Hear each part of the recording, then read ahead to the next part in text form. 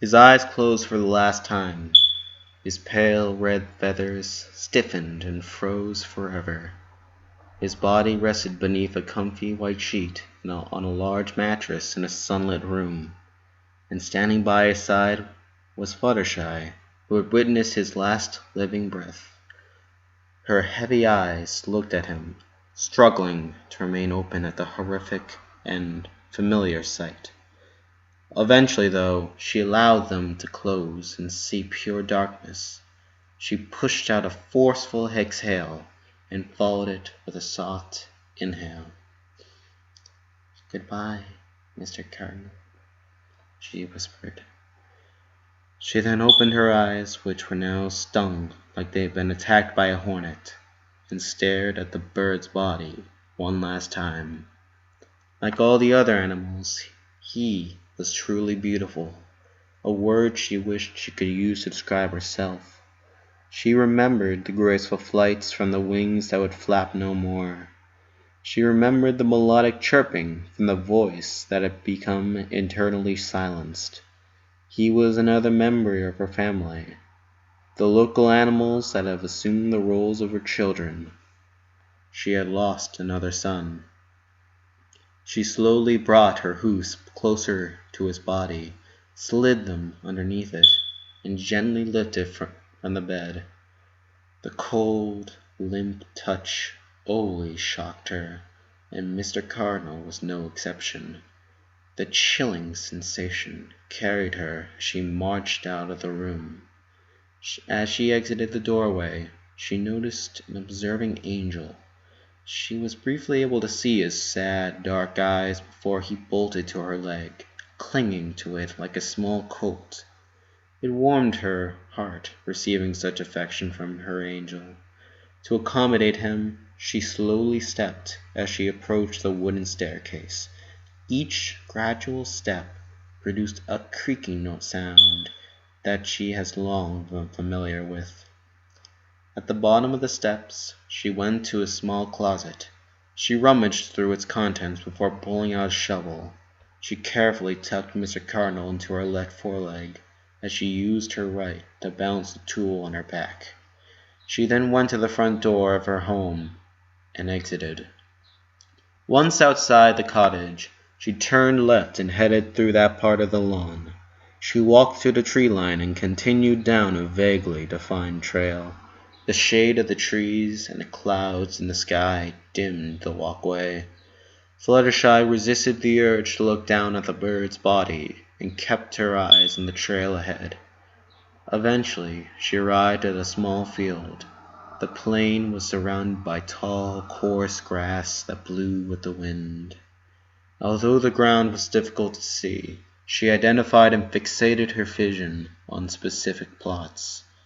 Each one was an old yet painful reminder of the past. Sometimes she wished she could forget such memories, but such desires made her guilty. They betrayed the fond recollections and legacies that were closely tied to such travesties. Scanning the land, she found a piece that was not occupied, and walked over to it. She lowered Mr. Cardinal to the grass and gripped the shovel. She dug into the earth and removed a large chunk of grass and dirt, leaving a congruent hole in the ground. She struck again and removed another chunk. She repeated the process until she had made a large pit. Satisfied with her work, she dropped the shovel. Her eyes slowly turned to Mr. Cardinal, and her eyes stung once again. This is always the hardest part of the job. She remembered the first day she met him. His small infant frame, his young crimson coat, and his high-pitched cries all served as a warm, nostalgic scene. She remembered his parents, both resembling him in nearly every way. She assisted the two parents the best she could. "Mr. Cardinal," she said to her unresponsive friend, "I did not look forward to this day." At that moment, she recalled her flying beside his childhood nest, encouraging him to jump from it. The young bird was timid, as most were, to leap from such a terrifying height.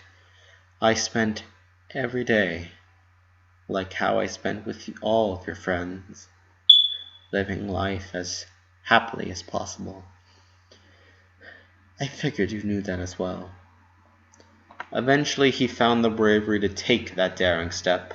She remembered how he flapped his wings in vain attempts to achieve flight, the fear she felt when he was falling, and the relief of catching him.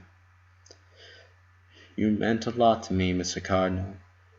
All the animals are going to miss you dearly. Fluttershy paused as she stared at the bird's body.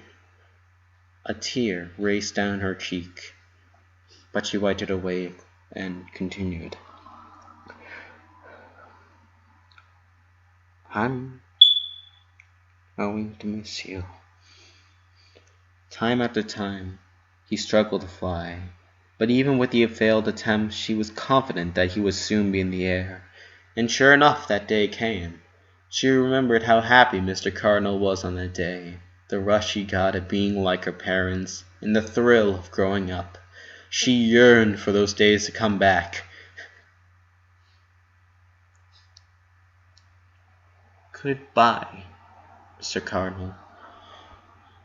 Fearing another tear would escape, she quickly proceeded to pick up his body. Once it was in her hooves, she turned to the pit and laid him down on the soft earth. She took the shovel and lifted a chunk from the mound. One bit at a time, she covered up the hole she created. Her vision became blurry as she dug, but she tried not to cry. After an arduous period of time, the hole was covered. Standing back, Fluttershy stared at the new grave.